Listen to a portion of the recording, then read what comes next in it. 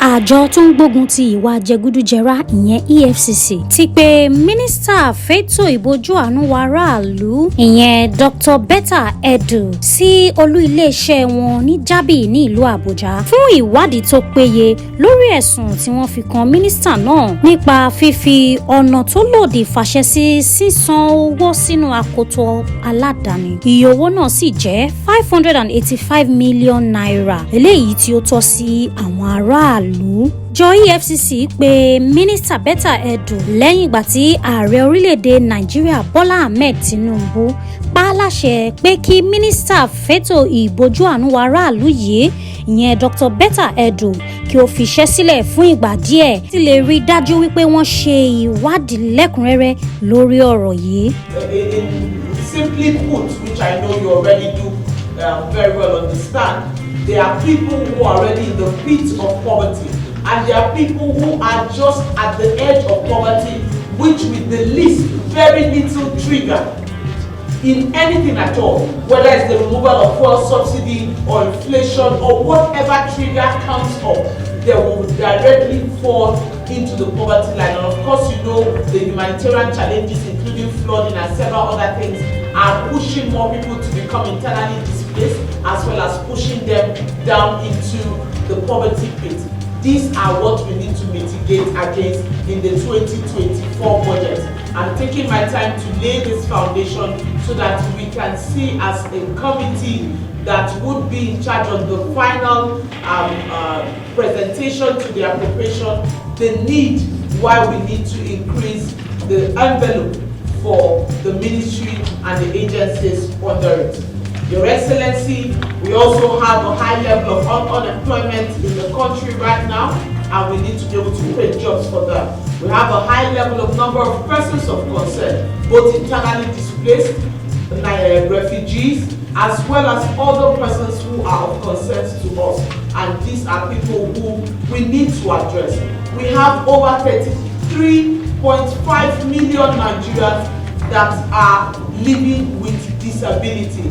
Most of these persons, about 22 million of them, are actually dependent, and we need to set them on the path to sustainability, providing durable solutions for them. There's need to also support the elderly, the vulnerable in society, and increase our response time to people who are going through excruciating poverty in Nigeria.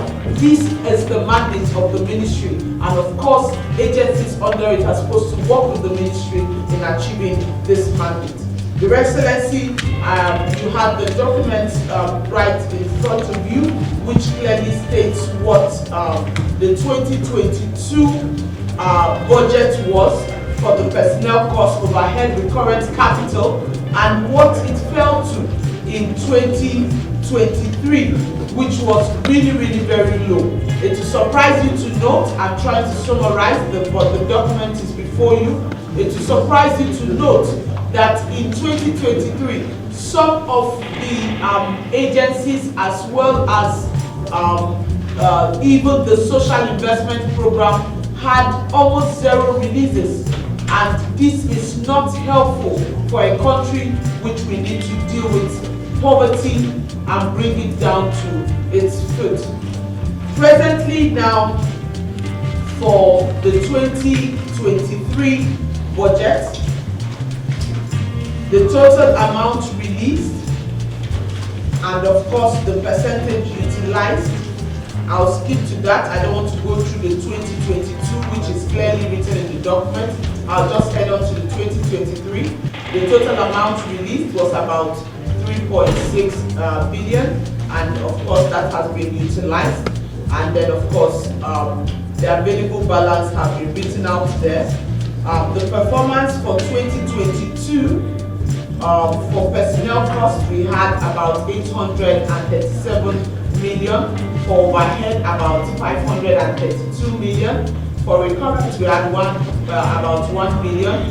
For capital, we had about 34 billion, which altogether amounted to 35.584467168 billion. Of course, the National Social Safety Net project had about 12 billion for it, and of this were expended in what was released was expended in 2022 and 2023. However, in 2022 we had some refunds back into the government account. At the end of the year, they did a sweep, which they took off most of the funding that were in the account, and they were able to release this funding back to the ministry in 2023.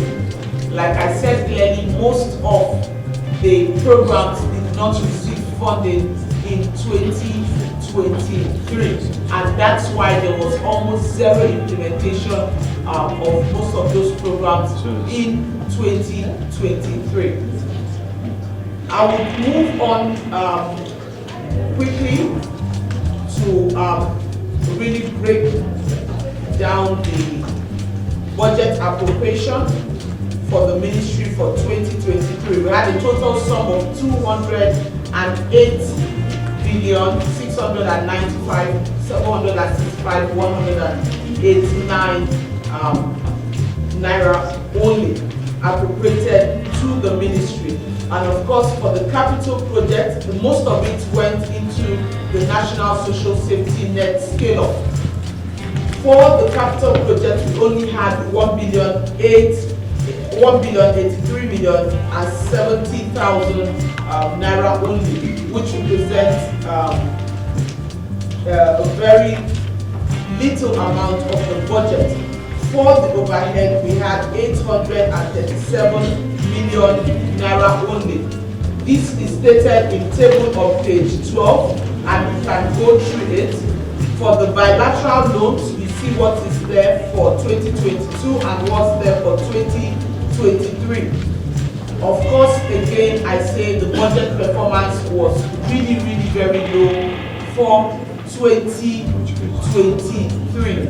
The amount appropriated in terms of the personnel cost was 573 million, and what was used, it was totally released, and it was expended as described on page 13, and of course going into page 14. I'm just trying to speak to the document because it's an over 30-page document that are present here today. First, I want to sincerely appreciate the support that the National Assembly has given to Nigerians and indeed to our ministry as well as the agencies under the ministry in achieving our mandate. A lot of reforms have taken place, including the recent passage and signing into law of the Social Investment Agency as well as other agencies under the ministry.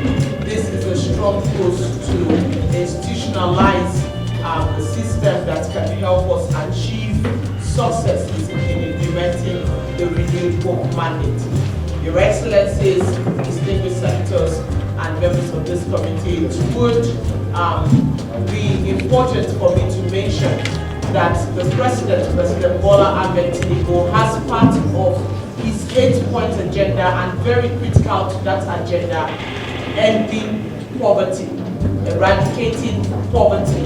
He also has as part of his 8-point agenda to ensure food security as well as create jobs and improve the economy. And this ministry is very critical, it's pivotal to achieving the renewed hope mandate in Nigeria. Your Excellencies, for a brief background, as we speak, the National Bureau of Statistics have said that 133 million Nigerians are basically poor, and about 70 million are extremely poor. That means they live below $1.95 a day. And this is completely unacceptable, and that's why the President, in his wisdom, had to redirect the ministry and change the mandate, making it even bigger to accommodate poverty alleviation. So it's not just humanitarian affairs, but also has as its mandate poverty alleviation. Remember, this is in line with the SDG Goal 1, in line with the SDG Goal 2, and several other SDGs, just to ensure that we eradicate poverty. Your Excellencies, I would not want to, Mr. Chairman, I would not want to bore you with reading through the documents which have been placed before you. I would just like to speak to it. Basically, we have listed all the agencies as well as parastatals and offices that are under the direct supervision of the ministry. The enormous responsibility of the ministry would include seeing to the reduction of the high level of poverty in Nigeria.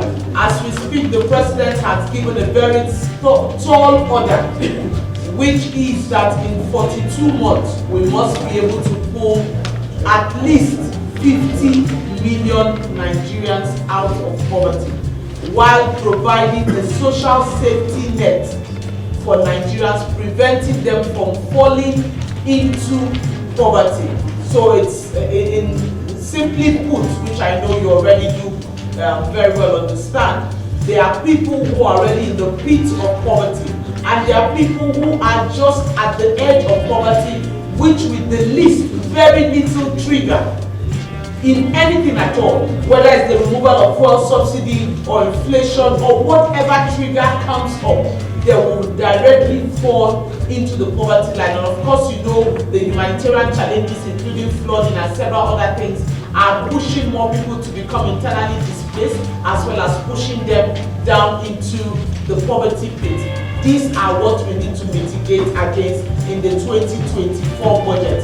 I'm taking my time to lay this foundation so that we can see as a committee that would be in charge of the final presentation to the appropriation, the need why we need to increase the envelope for the ministry and the agencies under it. Your Excellency, we also have a high level of unemployment in the country right now.